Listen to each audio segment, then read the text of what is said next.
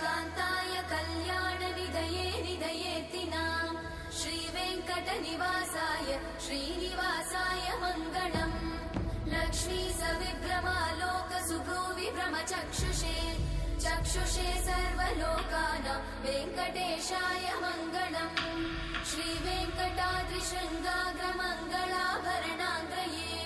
मङ्गलानां निवासाय श्रीनिवासाय मङ्गलम् सर्वावयव सौन्दर्य सम्पदा सर्वचेतसां सदा सम्मोहनायास्तु वेङ्कटेशाय मङ्गलम्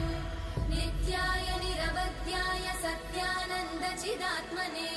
सर्वान्तरात्मने श्रीमद् वेङ्कटेशाय मङ्गलम् स्वतः सर्वविदे सर्वशक्तये सर्वशेषिने सुलभाय सुशीलाय वेङ्कटेशाय मङ्गलम्।